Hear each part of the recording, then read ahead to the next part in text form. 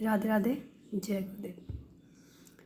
जैसा कि बहुत सर्दी पड़ रही है और उम्मीद है कि आप सब सुरक्षित होंगे और अपना भी ध्यान रखें और अपनों का भी ध्यान रखें, क्योंकि ये जो मौसम है कोरोना टाइम भी चल रहा है। इस टाइम हम हॉस्पिटल भी नहीं जा सकते हैं, दवा भी नहीं ला सकते हैं। तो इससे अच्छा जो बेटर है हमारे लिए वो ये है कि हम अपना बचाव स्वयं करें और अपने से जुड़े लोगों का भी बचाव स्वयं करें। इस समय हमें खाने पीने पे अत्यधिक ध्यान देना चाहिए।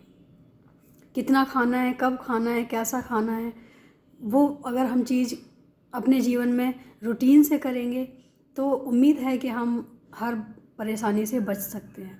क्योंकि हमारे खाने पीने का जो सिस्टम होता है वो हमारी सेहत से जुड़ा होता है। हमें वो चीज़ खानी चाहिए और समय के अनुसार खानी चाहिए जो हमारी सेहत के लिए अच्छी हो, अपने स्वाद के लिए ना हो। क्योंकि कई बार ऐसा होता है कि जो स्वाद के लिए अच्छा होता है तो वो सेहत के लिए हानिकारक होता है। तो हमें इस समय जो देखना है वो सबसे पहले ये देखना है कि इसमें स्वाद हो ना हो, ये सेहत के लिए अच्छा हो। तो अपनी सेहत का ध्यान रखें। उम्मीद है कि सभी स्वस्थ होंगे और आने वाले समय में भी स्वस्थ ही रहें। अपना भी ध्यान रखें, अपनों का भी ध्यान रखें। जैसा कि हमने पहले भी कहा है और हम आगे भी कहेंगे, और हम शायद ये बुद्धि अनुसार बोल पाते हैं या जो भी हम आप सबसे शेयर कर पाते हैं, ये हमारा अपना खुद का कुछ भी नहीं है। ये कहीं ना कहीं गुरु, हमारे गुरुवर होते हैं, गुरुवर की या गोविंद की ही प्रेरणा होती है। क्योंकि जुबान तो हमारे पास पहले भी थी, सोच तो हमारी पहले भी थी, समझ तो हमारी पहले भी थी, लेकिन ऐसा क्या होता है जो हमारे गुरुवर के आने से हमारा जीवन बदल जाता है और कहीं ना कहीं हम वो चीज़ें समझने लग जाते हैं जो हमें कहीं कोई समझाता था पहले तो हमें समझ नहीं आती थी। अब जो हमारे साथ होता है कि अगर हम एक शब्द कहीं सुनते हैं तो गुरु गोविंद की कृपा ऐसी होती है कि उस शब्द का अर्थ हम मनन करके, मंथन करके स्वयं भी तो हम कर सकते हैं, स्वयं भी तो हम विचार कर सकते हैं। थोड़ा सा अगर हम सुनते हैं तो थोड़ा मंथन भी करना ज़रूरी है। जीवन में सब कुछ करना और सबके साथ साथ अपने आप को समय देना बहुत ज़रूरी है। क्योंकि जब हम अपने आप को समय देते हैं तभी हम स्वमंथन कर सकते हैं। स्वमंथन करने से हमारे विचारों का जो आगमन होता है वो गुरु और गोविंद की कृपा से होता है। हम स्वतः ही कुछ नहीं कर पाते हैं, लेकिन अगर हम अपने गुरुवर को, अपने गोविंद को याद करके कुछ करना चाहते हैं तो उम्मीद रखें कि हम कभी हारेंगे नहीं, जीवन में आगे बढ़ते जाएंगे।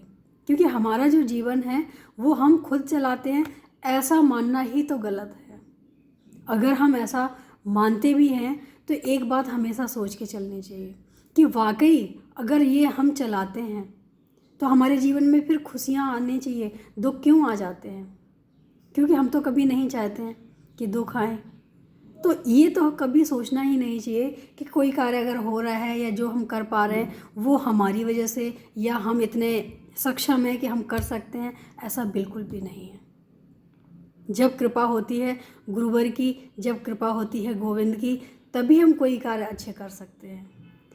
गलत कार्य करने के लिए किसी की प्रेरणा की आवश्यकता नहीं होती। हाँ, सपोर्ट सबका मिलता है।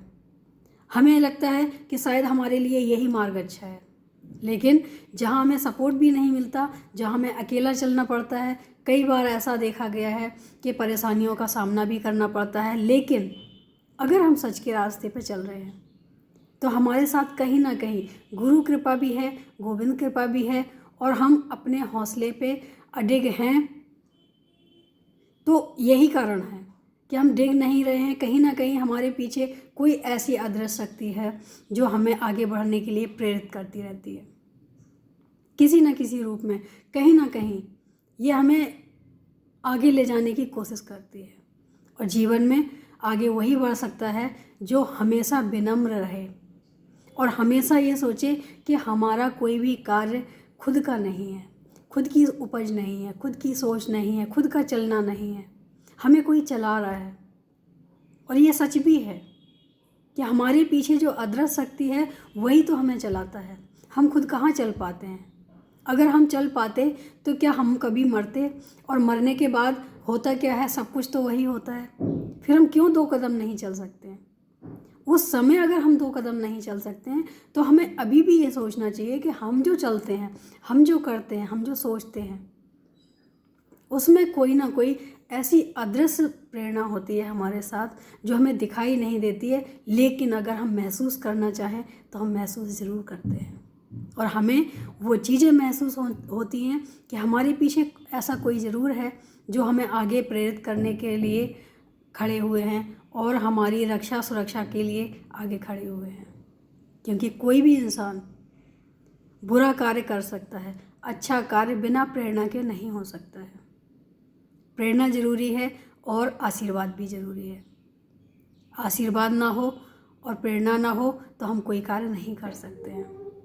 जीवन में कभी भी अगर हम कोई अच्छा कार्य करें तो प्रभु को समर्पित करते हुए और यही कहते हुए कि शायद ये आपकी इच्छा है, ये शायद आपकी मर्ज़ी है जो हमसे आप ऐसा काम करवाना चाहते हो या हमें इस मार्ग पे ले जाना चाहते हो, तो ठीक है, हम वो सब करने के लिए तैयार हैं।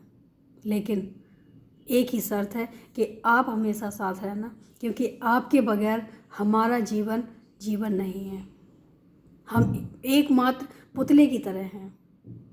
हमारा जो शरीर है वो एकमात्र पुतला है। हम स्वयं कुछ नहीं कर सकते, हाँ, लेकिन अगर आप प्रेरणा दोगे, आप मुझे प्रेरित करोगे, तो हम वो कार्य करने की कोशिश करेंगे और आपके बताए हुए मार्ग पर चलने की भी कोशिश करेंगे। लेकिन वो कार्य करना आपको होगा।